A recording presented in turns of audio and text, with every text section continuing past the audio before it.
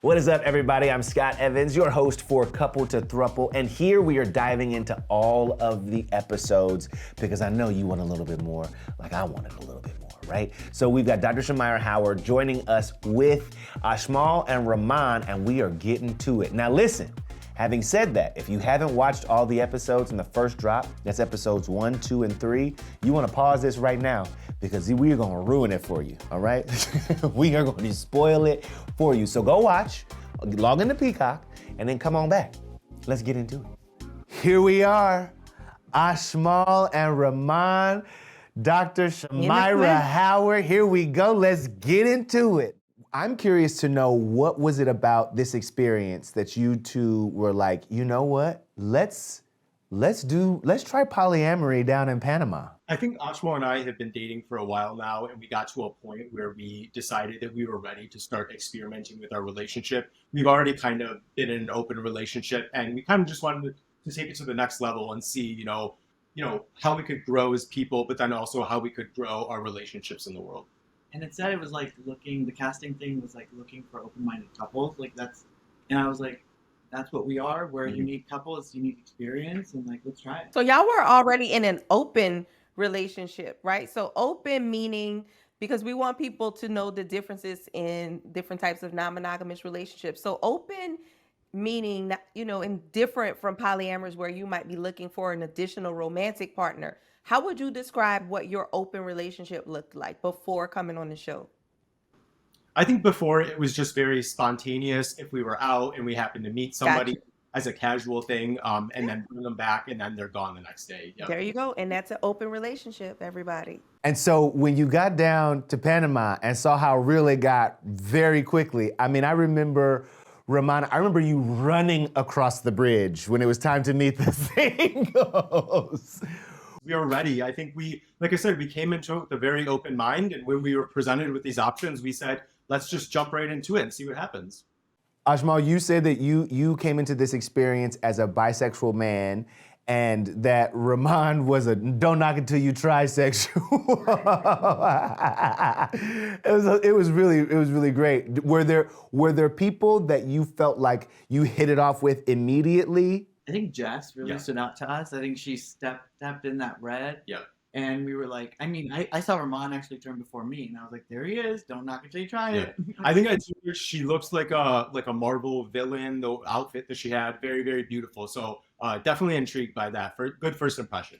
Yeah, that red was nice. Yeah, she did not play. She did not play. So what kinds of conversations did you both have with each other about who you might choose? Because I think Jonathan was very surprised that you chose him that first match ceremony. I think that he even told me, I think he didn't even pack his room that night because he was like, there's no way I'm getting selected tonight. And then it was the first name out of your mouth.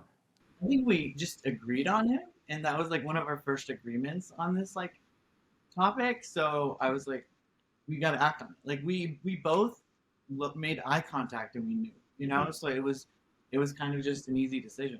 Yeah, and it's funny because I think we spend some of the least amount of time talking to Jonathan compared to all the other people that we talked about. But sometimes that's actually good, because that very just quick impression that we got of him, we immediately were like, this is somebody that we could see fitting in our relationship, even though we didn't get to spend as much time with him compared to other people. So I think that kind of speaks for itself. Yeah, I mean, you guys definitely, what I appreciated about you, especially at the very beginning, is that you were like, we agree, we finally agreed, let's do it. I think, Ashmal, I think at one point you even said, we can't agree on what movie to pick, and now we're gonna pick a whole person? Yes. Yeah. And if we can agree on that, I think we can agree on anything going forward. Right. So we got the heart. Right? Yeah. I wanna talk about that first kind of chemistry test, really, you know what I mean, for the show anyway, that boundary relationship session where, Ashmal, you were in kind of the hot seat with Jonathan, and I mean, also, Rehman, I guess you were also in the hot seat watching with the safe word, prepared with the safe word. What was going through, what do you remember about that experience? What was going through your minds at that time? I mean, you say hot seat, like that was burning. Like, not even because of the challenge, but I was like, I don't know what's going on here. something's going on there. Like, and then like Jonathan wasn't understanding because some of the topics he wrote, like, use your words. And I'm like, oh my God, this is what polyamory is, you know? And yeah, it was a lot going through. And I think that was also the day, like, the camera became so real because I just look over. And, like, to my left, it's Rahman. To my front, it's camera. And then to the right, it's Jonathan, like, trembling. So I was like, I don't know. And Rahman, what about you? You were sitting, like, I had never seen someone remain so, like, you were just, I'm not giving nothing. While at the very same time telling us every single thing. You know what I'm saying? That's on your mind. What was up? What was happening for you? Well, I think something that maybe a lot of people don't know about, but there were some. I think Ashmal and I were really starting to feel like the heat of this experiment. Even though it was very early on, it was the first challenge. But I think we were trying to figure that out, and we obviously had a few issues, I think, going into that challenge. But looking back now, I am a little upset. I wish I could have joined. I wish I would have volunteered myself to be a part of it because it looked like it was a lot of fun, and it looks like Ashmal got to have a lot of fun. But also, I think one of the reasons why I didn't use the safe word is because we're here as an experiment. We're here to open up our minds and try new things. And I kind of wanted to see how far Ashmal and Jonathan would go together. Yeah. I wanted to see how comfortable they were with each other kind of right off the bat. And it was refreshing to see in a good way. And I think Jonathan and I, because we both knew we weren't safe. So if he's not using that safe word, one of us will use it. Like, Well, I tell you, Ashmal, when you said that safe word, I was like, that man just saved his life. That man just saved his life. You said, How'd you know it was time? How'd you know it was time to use the safe word? I mean, it was weird. I think I could, like, he was already sitting up straight, but I could feel him getting straighter. And I was like, I gotta say something, you know? Like, you were straight. You were pretty straight that day. Oh, yeah. And I think it was just the fact that I wasn't even looking. And I was like, I know he wants to look. So I know he's upset about something else. Like, how bad is it that he hasn't even looked, you know? I will tell you, it was pretty interesting to Shamira and I, the fact that Jonathan's awareness was clear enough to put the blindfold on so that it would break your connection so that he could be in in connection with Ashmal. It really did change the dynamic of the exercise. What was y'all's conversation about that afterwards? I think when I was talking to him, I was like, honestly, that was smart. Like, it got one of us out of our heads, you know? So, like, then we could just focus on the challenge. Because it was the visual from the corner of my eye that I kept thinking about it, you know? Shamira, what do you remember about that particular day and about these two in that exercise together? I just remember Rahman just being stiff as a board, light as a feather, stiff as a board. Like, he was just sitting there like he wanted it to be over. You know, I wasn't picking up, Rahman, that you really wanted Ashmal to enjoy the experience. I think I was on the side of Ashmal like, you better stop this. Or, I felt like you didn't stop it because you didn't want to be that person, right? You wanted him to experience it and use it. But I just felt like once he did stop it, that it was relieving for you. Yeah, I think so. I think more than anything, I wanted to scoot Jonathan out of the side and start arguing with Ashmal. That's really what I wanted to do, but unfortunately I couldn't do that. You did it later. Yeah. But I think once he used the safe word, it was like, okay, this is over with. I don't have to sit here uncomfortably anymore. We can kind of just move on. And I think they were both getting uncomfortable too. So I think it kind of just saved everybody. You did. They did look uncomfortable as well. Because Jonathan was trying to figure it out. And I think Ashmal was uncomfortable because Ashmal knew you were uncomfortable. Mm-hmm. I am going to say, looking back at it, I really feel like Rahman invented sitting that day. Because the way he was talking was perfect posture. I mean, and it got more perfect as the experience went on. It was the way that you two would poke each other. When he said to you, well, listen, Ashmal is easy to please, so I'm not actually that. I was like, damn, what is it about me? Yeah, you a little jab at him. Yeah. I was like, that's when I was like, oh, claws are coming. Like, you know, Right. like what is going on? Listen, Ashmal is a comedian. Ashmal can dish it all day, so I hope he can take it. I know and I'm that's there right. to check him every time, make sure that he can take it. We let him so you can win the war. There was a moment, and I'm pretty sure it was our first breakfast, where the three of you came down, and I thought, wow, we should have really gotten them bug nets, because the bugs have eaten the boys alive. Oh, What? yes. And then I realized Jonathan was the bug. He was the bug, yes. He was the bug, yes.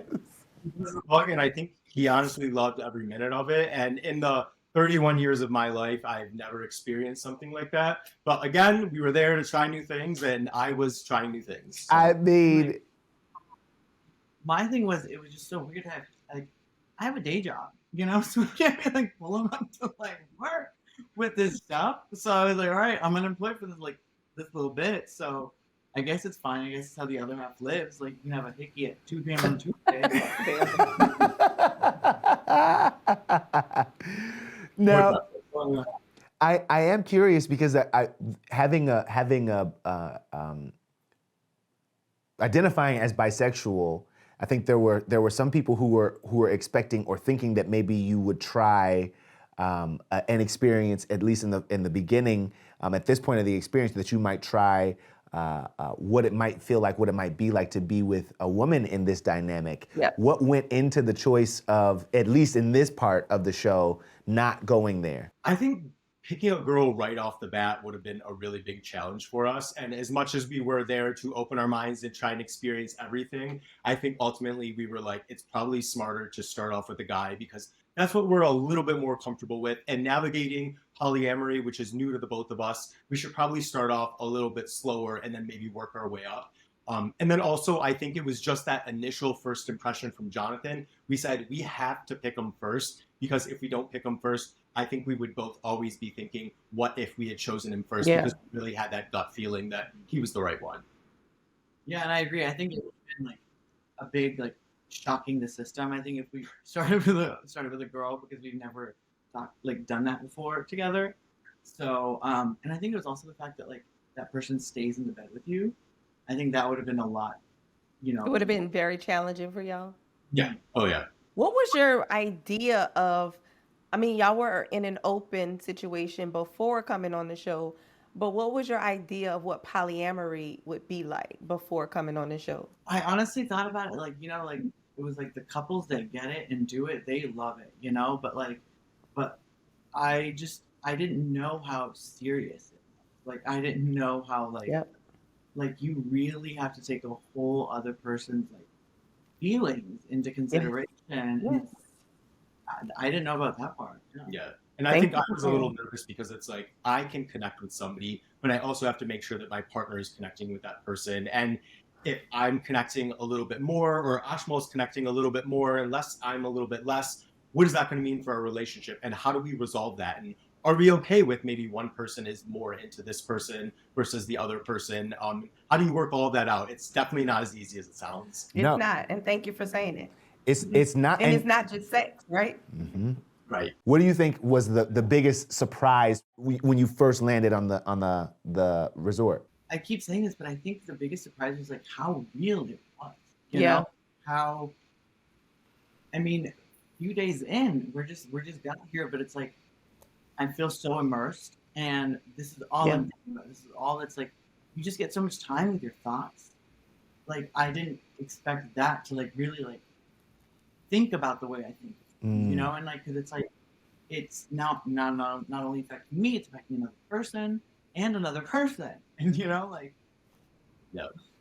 Yeah, Rehman, how All about the you? people. All of the people. I think the biggest surprise for me, once we kind of got into the experiment and then started moving through it, was how open he and I both were, and how ready we were to kind of just dive into whatever was being thrown at us. You know, some people could have, you know, heard what was going on or started to feel like, hey, wait a second, now that I'm trying this out, it's really not for me, and maybe just kind of give up and maybe leave the experience, which is totally okay. But I think the fact that we really wrote it out and said, no, we're here, we're going to participate, we're going to really try this out and see if it works for us, I think was really interesting for me. It was a very cool dynamic to see, and I know that it would have been difficult to do in the moment.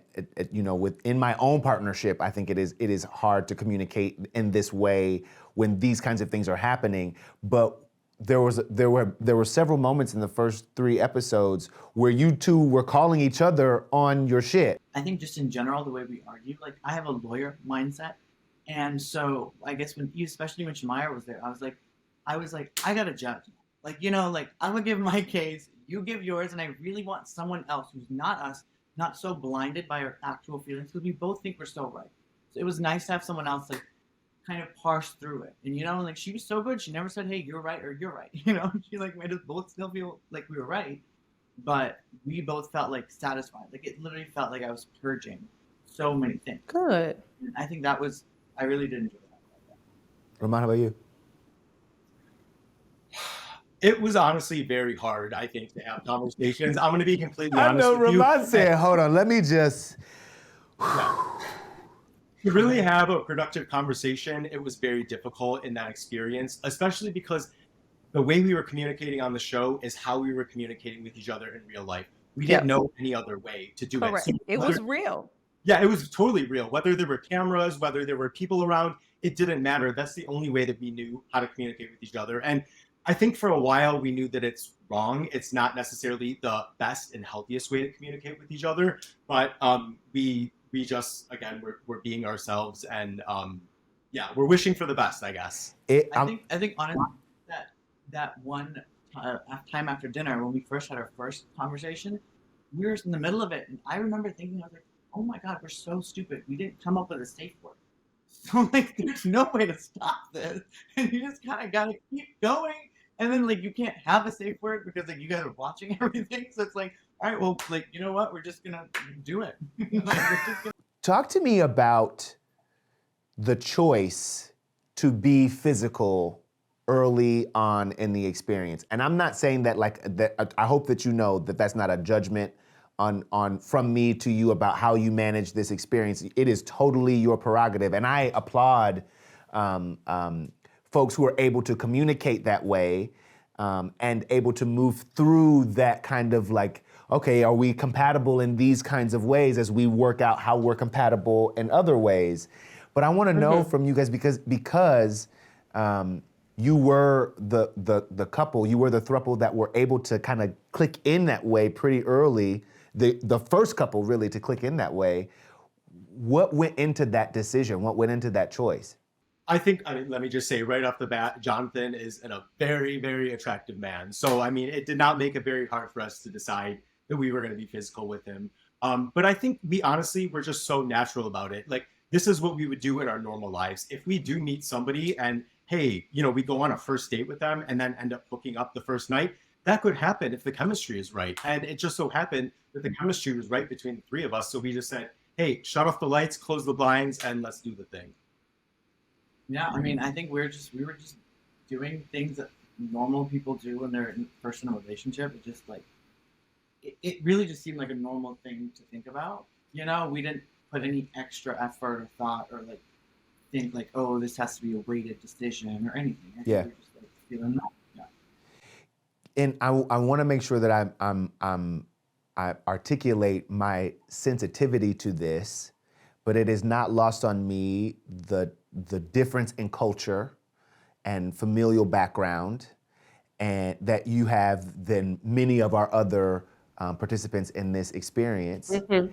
And I'm curious to know how you prepared yourselves and maybe your friends and particular your family for you taking on this experience, or did you? I didn't as much, and I think it was kind of more of it's not really something I could prepare anyone for. I wasn't prepared for it myself, honestly. Mm-hmm. So I was figuring it out, and I was like, we'll just roll with it. Yeah, it was. There's a lot of different dynamics at play for sure. Yeah. And I just think being like a queer individual in your family, sometimes you like never really ever fit in, because there's always so many things that you do differently than maybe your, heterosexual siblings, heterosexual parents, and all that. So I think my family has just kind of learned to accept that I'm a little bit different in many ways, but we love you at the end of the day. And whatever you choose to do, you're a grown adult. You'll make the right decisions, the decisions that are best for you. I think that's where we're gonna stop for now. Thank you, fellas. I appreciate it.